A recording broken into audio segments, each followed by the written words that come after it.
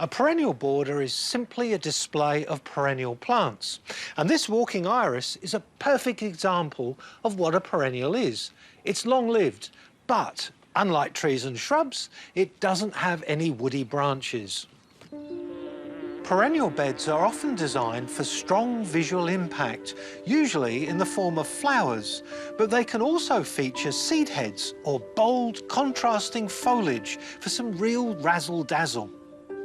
They have a long horticultural history, rising to prominence in Victorian England. Nowadays, you'll see the tradition kept alive in garden estates and botanic gardens. Owing to their English origin, many perennial borders were based on using herbaceous plants. Now, these peak in their flowers in late summer, and then they die down, leaving nothing to see during winter. But here, in a warm climate, in the subtropics, colour and interest can be all year round, with foliage plants and flowers. It's a really liberating thing to do. It's a logical and successful way to grow and display perennials that enjoy similar conditions together in a way that they become a stunning garden feature. But you'll need to use your location, climate and soil type to select plants that will be happy, not a liability. Here we need plants that prefer a sheltered, lightly shaded position for a humid, frost-free climate. This border was already fully planted, but it had become really overgrown. So I've bagged, tidied and put aside some of the plants for reuse elsewhere, and one, this Karumi azalea, which is a shrub, I'm going to keep. And the reason is Karumi azaleas are really suited to the subtropics. Their flowers don't get the petal blight disease, which affects the double-flowered forms. Not all perennials are welcome in a perennial border, which is why it's really worthwhile making the effort to eliminate perennial weeds. Things like bulbous oxalis and nutgrass are dreadful, but in the case of this bed, it was actually a native species of Dianella, which was really invasive and it had to go. Now, the time and effort spent doing this is really worthwhile. It gave me an opportunity to get rid of these roots, which belong to an old lemon tree, and the stump of which is still there, and I'll have to plant around that. But this makes it much easier to plant. A pH test indicated the soil here is very acidic. Slightly acidic soil will better suit most perennials, so 2 weeks ago I applied a handful of dolomite per square metre and I raked it in. The delay allows time for the dolomite to neutralise the acidity. And now for the fun part, the planting. This bed is rectilinear. It's 7.5 metres long by roughly 1 to 1.25 metres wide. And importantly, it's backed by a fence, which means everything that's planted here will be seen in silhouette. So I've chosen plants with varied silhouettes and textures, a variety of stunners in different shades that let you know you're in the subtropics. In the planning stages, it's important to consider their mature size and shape so you can space your plants appropriately to allow them to reach their fullest potential. Now, the ends of a border are important. They should end with a bang and not a whimper. So at that end, I'm going to plant a cycad, and at this end, it's a jammy now. The bones of the border are created by planting structural plants with varied silhouettes. The centrepiece is variegated crinum with calathea and shell ginger.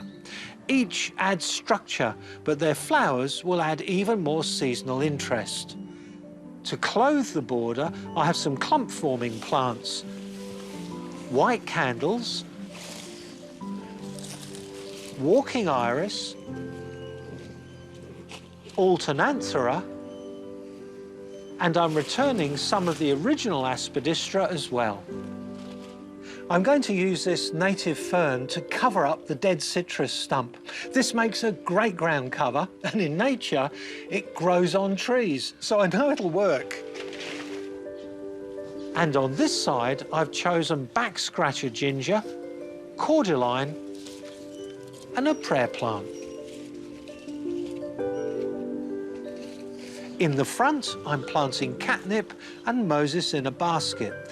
This living edge of compact plants does more than complete the border. It reduces the amount of leaves birds spread onto the grass as they forage for food. It saves effort. Now that it's fully clothed, the border looks lush and the design intent of the mixed perennial border is clear. I've arranged the plants so they are graded by size from the shortest at the front to the tallest at the back. I find autumn is the ideal time to plant perennials, mostly because the widest range are available as stock and also because the soil is warm, and that allows the plants to rapidly establish and gradually fill out through winter. Of course, any plant that's grown in containers can be planted at any time of the year. I just find that if they're planted in summer, there's a greater risk of heat stress and sunburn. Perennial borders respond well to feeding once a season and watering in dry weather.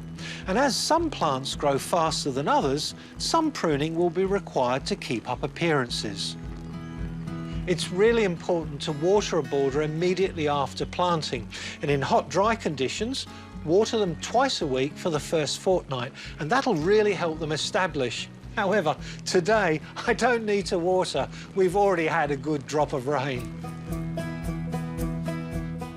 I mulch thinly with chopped sugarcane, and this may need topping up every few months. This helps keep the roots cool in our summer. And your border will probably require some additional maintenance. As your plants mature, it may be necessary to stake and tie in tall flowering stems so they don't break in windy weather. Aftercare is important in perennial borders. Some plants grow faster than others. This shell ginger will form a large clump over time, so you need to divide them and replant them and share the surplus. And shorter-lived perennials, like this catnip, will need to be reinvigorated by taking cuttings or sowing seed. Now, this perennial border is more than just ornamental. I've selected plants with flowers that will attract bees, butterflies and birds. Plus, I've chosen some Queensland natives to give the border a sense of place. And nothing says subtropical better than bromeliads. So these tillandsias are the finishing touch.